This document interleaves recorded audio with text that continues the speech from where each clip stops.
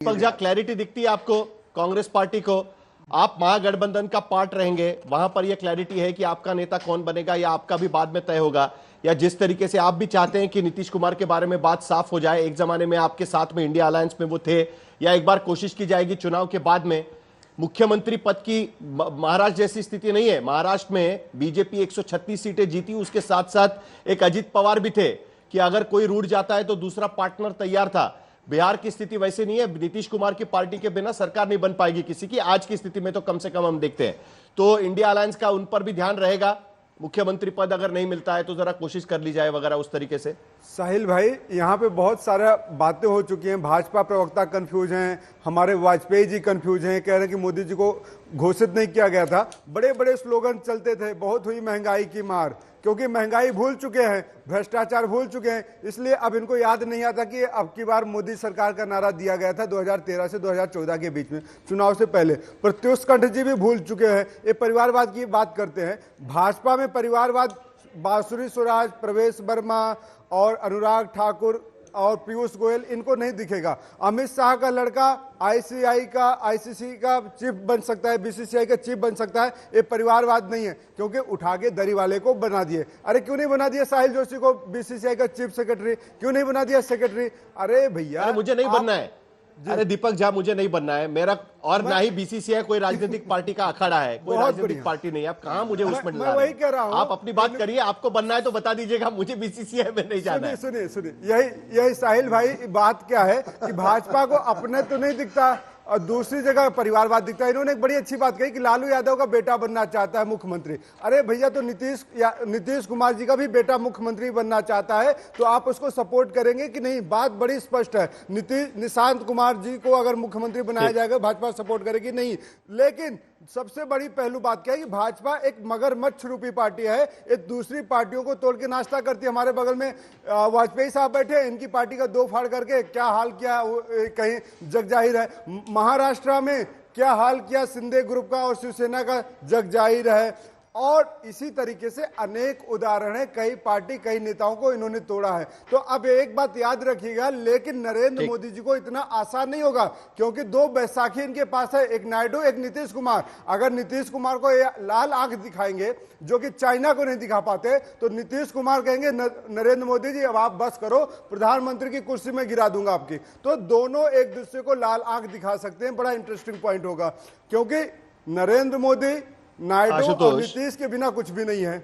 अब ये सत्ता की दलाली के लिए सत्ता की सौदेबाजी करेंगे, और सत्ता की सौदेबाजी करने के लिए बिहार की जनता को मारेंगे, देश की जनता को मारेंगे। लेकिन आशुतोष, क्या स्थिति बदल चुकी है 2020 और 2025 में? जिस तरीके से 2022 की महाराष्ट्र की राजनीति की स्थिति और 2024 की महाराष्ट्र की राजनीति की स्थिति बदल चुकी थी, उसी तरीके से 2020 में नीतीश कुमार, उनकी पार्टी मजबूरी थी कि उन्हीं को सत्ता देनी पड़ेगी, उन्हीं को चेहरा भी बनाना पड़ेगा, उन्हीं के नेतृत्व में सरकार भी बनाना पड़ेगा।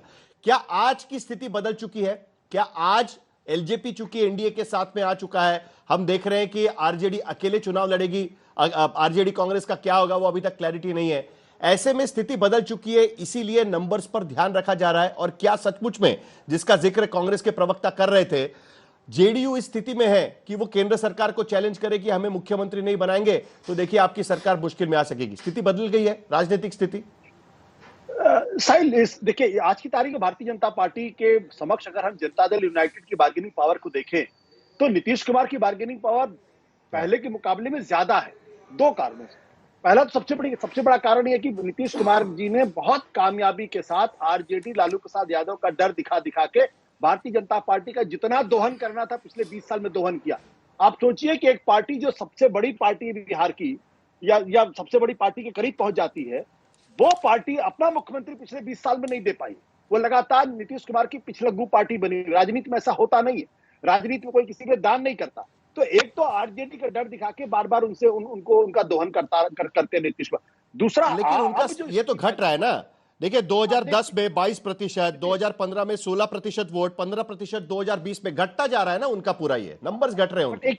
बट एक चीज जो ऐड हो गया इस बार, वो ये है कि भारतीय जनता पार्टी को अगर केंद्र की अपनी सरकार बचाए रखनी है, तो जनता दल यूनाइटेड के 12 सांसदों का समर्थन उनको चाहिए।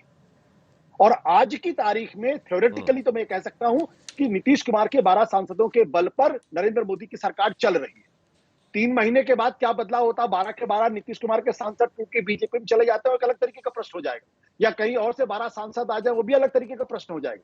लेकिन आज कम से कम नीतीश कुमार की बार्गेनिंग पावर स्ट्रांग है। वो कह रहे हैं भाई नीतीश मोदी जी, अगर आपको केंद्र के अंदर सरकार चलानी है तो मुख्यमंत्री का उम्मीदवार घोषित कर दीजिए। उनको इस बात का अंदाजा है कि अगले 4-5 महीनों में बहुत कुछ खेल हो सकता है। हो सकता है जनता दल यूनाइटेड टूट जाए, हो सकता है कोई दूसरी पार्टी टूट के आ जाए जो आम आदमी, जो बीजेपी को सपोर्ट कर दे, और नरेंद्र मोदी को नीतीश कुमार के समर्थन की जरूरत ही ना पड़े अपनी सरकार चलाने के लिए। तो आज वो स्थिति है, इसलिए वो उसका फायदा उठाना चाहते हैं। इसलिए निशांत के माध्यम से नीतीश कुमार ये बात कहलवा रहे हैं।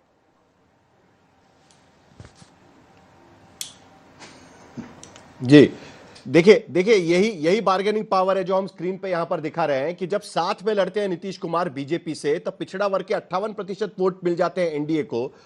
उसके साथ साथ कुर्मी कोयरी के भी वोट उनको बड़ी संख्या में उनको मिल जाते हैं। यही तो उनकी बार्गेनिंग पावर है अनुप्रिया जी।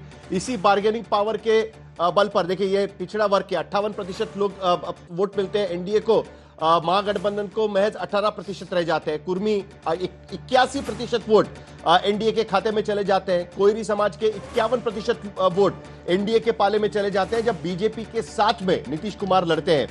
यही बार्गेनिंग पावर होगी अनुप्रिया जी, जिसके आधार पर जो आशुतोष कह रहे हैं या कांग्रेस के प्रवक्ता कह रहे हैं, केंद्र को लाल आग दिखाकर मुख्यमंत्री पद अपने कब्जे में किया जाएगा। अभी भी आपको लगता है कि नीतीश कुमार ही मुख्यमंत्री बनेंगे, या जिस तरीके से वाजपेयी जी कह रहे हैं या बीजेपी कह रही है, चुनाव के बाद 3 पार्टी के नेता बैठेंगे और तय करेंगे कि कौन मुख्यमंत्री बनेगा?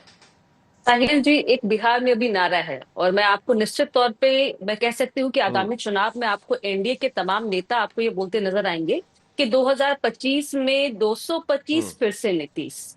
और जो जिन बातों को आप अपने स्क्रीन पे दिखा रहे हैं, वोटों के प्रतिशत दिखा रहे हैं, मैं एक बात बहुत स्पष्ट कहूंगी, नीतीश सबके हैं। क्योंकि आप कुछ विगत एक वर्ष पहले आपने देखा होगा कि माननीय मुख्यमंत्री जी के नेतृत्व में बिहार में जातिगत जनगणना होती है और आरक्षण की सीमा को बढ़ाया जाता है। चिंता हमारी यह है कि अगर आजादी के बाद भी कोई वर्ग और अभी भी अगर कोई लोग विकास की मुख्यधारा से नहीं जुड़ पाए हैं, उनको कैसे उस तरह से स्वावलंबी बनाया जाए और विकास की मुख्यधारा में जुड़ा जाए। तो हमारी आत्मशक्ति क्या है कि हम काम करें, और काम हम जनता के लिए करें, सभी वर्गों का काम करें। तो हम यहाँ कहीं पे भी एनडीए के अंदर बार्गेनिंग की स्थिति नहीं है, मैं बहुत स्पष्ट कर देती हूँ। लेकिन यही सवाल मैं आपसे एक विनती करूंगी कि आप विपक्ष से पूछ लीजिए, क्या होगा? आरजेडी क्या पूछेगी कांग्रेस को कि या 2024 के जैसे ही वैसे करेगी, अपने कैंडिडेट की लिस्ट को तैयार कर देगी, राहुल गांधी जी से बात नहीं करेगी? पप्पू यादव आपको कांड याद होगा, पप्पू यादव किसके हैं पता ही नहीं चल पाया। पप्पू यादव कहते हैं मैं कांग्रेस का हूँ, आरजेडी कहते हैं कि भैया हमको नहीं पता, कैंडिडेट लिस्ट क्लियर हो गया और महागठबंधन में सिर्फ डबल होते रहा। बताइए। और एक बात और भी आपने सुना होगा आरजेडी के नेताओं का बयान कि हमें कांग्रेस के कारण हमें नैया डूब गई, तो साथ लेगी कांग्रेस को या कांग्रेस इसी तरह जीरो पे आउट होते रहेगी? ये बात तो है। चलिए अनवर पाशा, आप जवाब दे दीजिएगा। क्या पिछली बार की तरह सीट डिस्ट्रीब्यूशन होगा, गड़बड़ी होगी आपस में, जैसे महाराष्ट्र में भी हमने देखा बहुत सिर फुटबॉल हो चुका था? हमारा जो गठबंधन है, महागठबंधन जो है कांग्रेस के साथ या वाम दलों के साथ, वो बिल्कुल इंटैक्ट है। हम साथ मिलकर इलेक्शन लड़ेंगे। अब तक की हमारी ये स्थिति है, पोजीशन है।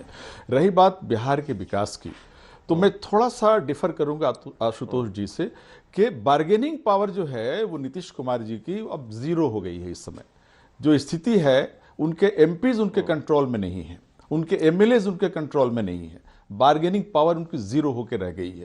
तो उसकी वजह यह है कि बिहार कई वर्षों से, 10 वर्षों से, बल्कि 20 वर्षों से विशेष पैकेज की बात कर रहा है, विशेष राज्य के दर्जा की बात कर रहा है, और केंद्र उसको ठेंगा दिखाता चला आ रहा है। तो ये स्थिति बिहार की सरकार की होकर रह गई, नीतीश जी की होकर रह गई है। और वो न तो हमने जो कास्ट सेंसस कराया बिहार में, हमने 17 महीने के अंदर करवाया। बीजेपी अगर कराना चाहती, बीजेपी के साथ मिल करके अगर नीतीश जी करना चाहते थे तो 20 साल उन्होंने किया शासन, क्यों नहीं उसको लेके आए? हमने करवाया। राहुल गांधी सीमा बढ़ाई, बता रहे हमने सीमा बढ़ाई और हमारी डिमांड है, हमारी पूरे डिमांड देश ये में है, बात तुमने कहा हमारी कि डिमांड बजट बिहार का हमारी बजट डिमांड था। ये आपने है, सुना नहीं क्या राहुल गांधी का हमारी बयान? डिमांड ये है, अनवर पाशा जी, एक पॉइंट हमारी डिमांड ये है, फर्जी बता रहे हैं हमारी राहुल डिमांड गांधी ये है, उसको। वो बोल रहे हैं दोबारा कराएंगे आप। संविधान की संविधान- नवीं सूची में, संविधान की नवीं सूची में 90 उसको डाला से जाए। 2005 जो रिजर्वेशन की सीमा हमने बढ़ाई है, संविधान की नवीं सूची में डाला जाए। हम उसकी डिमांड कर रहे हैं। नीतीश कुमार जी मुंह में गुनगुनिया क्यों डाले हुए हैं? एक शब्द नहीं कहा उन्होंने, एक शब्द उन्होंने केंद्र सरकार से नहीं कहा कि आप इसको संविधान की नवीं सूची में डालिए। एक शब्द नहीं कह पाए। जरा नीतीश जल्दी कुमार से जी। आप एनडीए के पार्टनर्स के रिएक्शन ले लेते हैं फटाफट। अनुप्रिया जी ने एक स्लोगन दे दिया जब वो बात कर रही थी कुछ देर पहले, एक बढ़िया स्लोगन उन्होंने रख दिया, 225 फिर से नीतीश। यही स्लोगन था ना अनुप्रिया जी आपका? 225 फिर से नीतीश, यही आपका स्लोगन था। जल्दी से फटाफट पूछ लेते हैं प्रत्युष जी, यही स्लोगन आपका भी रहेगा 225 फिर से नीतीश? और उसके बाद अरविंद वाजपेयी जी आप भी बता दीजिए, एनडीए का स्लोगन यही है 225 फिर से नीतीश। प्रत्युष जी सबसे पहले आप बता दीजिएगा। मुझे तो पहले ये बोलना है, जो आरजेडी के भाई बोल रहे थे कि हम राहुल गांधी के साथ लड़ रहे हैं, हमें कोई दिक्कत नहीं है कांग्रेस में। मोहन प्रकाश, भगत सिंह चरण, शक्ति सिंह गोयल, ये जितने प्रभारी रहे कांग्रेस के, ये सारे लोग जो थे, मेरा समय खत्म हो रहा है, जल्दी से आप चुप रहिए, मैंने आपको जल्दी से अरविंद वाजपेयी जी, डिस्टर्ब मत करिए। 225 नीतीश है क्या? कृष्णा अल्लावर्रू नया प्रभारी आया है, अब तक मिल नहीं पाया लालू यादव से।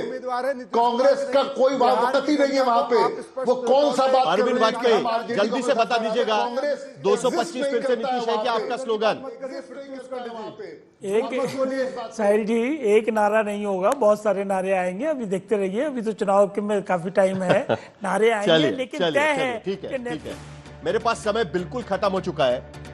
मेरे पास समय होता तो मैं सबसे एक बार फिर पूछ लेता कि यही स्लोगन रहेगी कि नहीं रहेगी, लेकिन बहुत बहुत शुक्रिया आप सभी लोगों का कि आप इस चर्चा में शामिल हुए इसके लिए। लेकिन आज की स्थिति में भी बिहार में सबसे बड़े मुद्दे निकलकर वही आते हैं, unemployment, inflation, migration, development, reservation. यही मुद्दे आज की स्थिति में भी बिहार में सबसे बड़े मुद्दे निकलकर आ रहे हैं और इसीलिए इन सारे मुद्दों पर भी हमारी चर्चा जारी रहेगी।